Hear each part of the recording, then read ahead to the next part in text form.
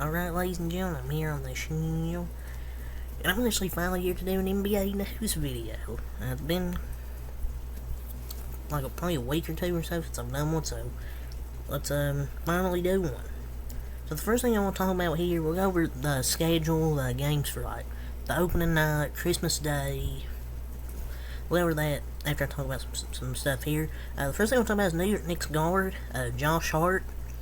He finalized a 4-year, $81 million contract extension with the New York Knicks. Aaron Mintz, Dave Spann, and Steve Human of Human, or how you say his last name, of CAA_basketball tell ESPN the deal delivers Hart a total of $94 million for the 2027 and 2028 seasons. Well deserved. And versatile skill set. He's a really great rebounder for a guard. He had a fantastic season last year. He's just a really scrappy player. Like, he may not line it up, but he'll get you a good solid, like, maybe 13 to 15 points to, like, 8-9 rebounds a game. It's not even an overpay. I think it's a good deal for both teams. He deserves it. I can't believe Dillon Brooks is even getting paid more than this. I think this is a W move. It's good for him. He busted his ass and he earned this contract. In my opinion, it's basically a $20 million a year extension for Josh Hart. It may set a standard for role players going forward. I think he's definitely worth this for the Knicks, like in reality.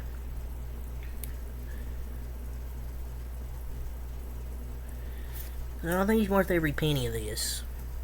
Now he can just try and work on his jump shot. The Knicks keep a good role player here. But they finalized a 4-year, $81 million extension, so they get to keep a huge part of their one of their big role players on their team. But they were finalizing. So, this probably ain't finalized yet, but they're working through the final details as of 2 days ago. Once fully complete, he will continue his participation with Team USA on its way to the FIBA World Cup. So that's the latest on Josh Hart.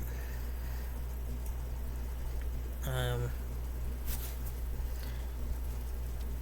don't know if I ever talked about this.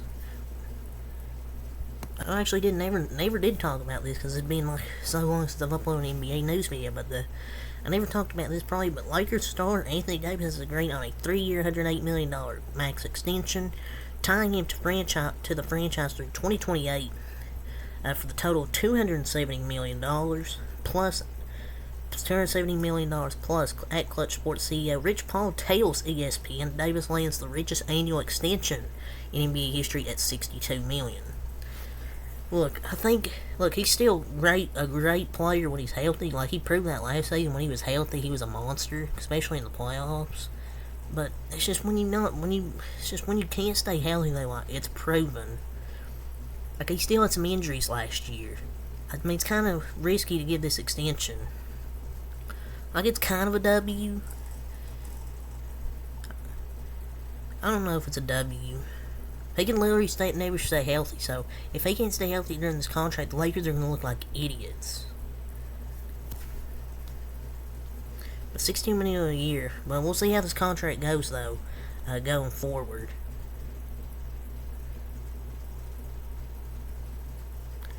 Michael Jordan's sale of majority stake in the Charlotte Hornets to a group led by Rick Schnell and Gabe Plotkin is completed, so it was reported months before that. Michael Jordan's selling the team, and it's now complete. The NBA Board of Governors recently approved the new ownership group, so that is now official. So we'll see if there can now be good leadership now there in Charlotte. The NBA suspended Spurs guard Devontae Green for 2 games for pleading guilty to a DWI, driving while intoxicated charge from the summer of 2022. So only 2 games. 2 freaking games. That's it. That's crazy, man. Only 2-game suspension. It's just wild.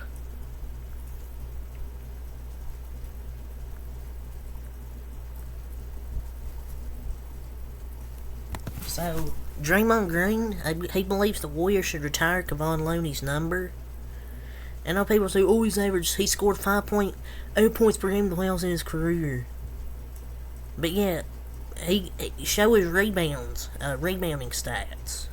Dude's a monster on the glass. And that's not his role to score.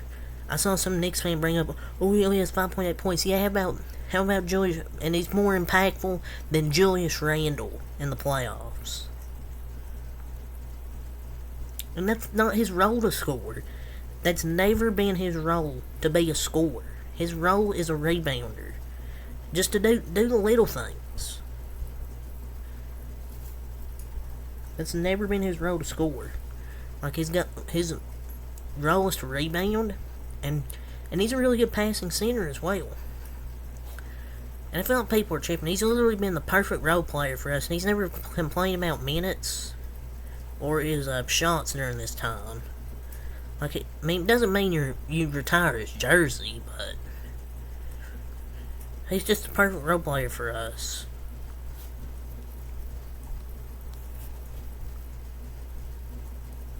So, Paulo Banchero and Victor Wembanyama have the same rating on NBA 2K24.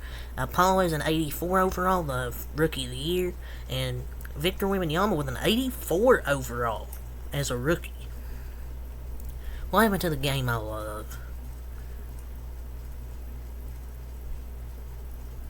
Because that's insane. Like, I get he's good, but an 84 overall is same as the Rookie of the Year from last year? Come on, man. Christian Wood is interested in a potential role in Miami per Jovan Buha. That would be a good move there. Another stretch 5. Maybe if he wanted to be a backup, it could be a stretch 5 off the bench. But it just feels like nobody wants Christian Wood right now. I'm surprised he's still a free agent. But I don't think he's going to go to Miami. Kyrie Irving on Anthony Edwards quote, "It's not just by coincidence that some of the best have worn number 10, end quote. As you remember, Kyrie's wore number 10 for Team USA, Kobe Bryant wore number 10, now Anthony Edwards is wearing number 10, Garnett wore number 10 as well.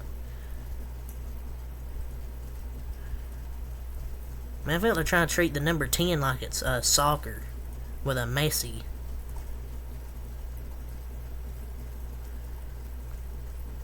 But yeah, I'm gonna save some more of the NBA like Central stuff from Twitter for another video in a little bit. For some more NBA news, I want to go over the schedule stuff from Shams. So let me get Shams' Twitter up here. So we have some Christmas or the opening night games that have been announced for the 2023-24 NBA season on October 24th on TNT. We have the Los Angeles Lakers at the Denver Nuggets, the defending NBA champs, open against the team they swept in the conference finals, and the Phoenix Suns will play at the Golden State Warriors. Kevin Durant playing Golden State. So those are your opening night games. Should be some good games there. I'd open the season. So we also got the opening day games announced. So now we have some Christmas Day games announced. The Bucks at Knicks, Sixers at Heat, Celtics at Lakers, Mavericks at Suns, Warriors at Nuggets. I like these games here. Warriors, Nuggets, Mavericks, Suns with some history behind that. Bucks, Knicks should be solid. Celtics, Lakers, obviously classic rivalry. But who cares about Sixers, Heat, man? Like, Warriors, Nuggets I think will be good, but I'd rather see us play the Kings. It was literally right there. But come on. Man. Who wants to watch Sixers Heat? Come on, it's literally a sleeper game. Kings and Warriors, I feel like you could have put, and you could have had like Heat Nuggets. Because you could have had a NBA Finals rematch there on Christmas.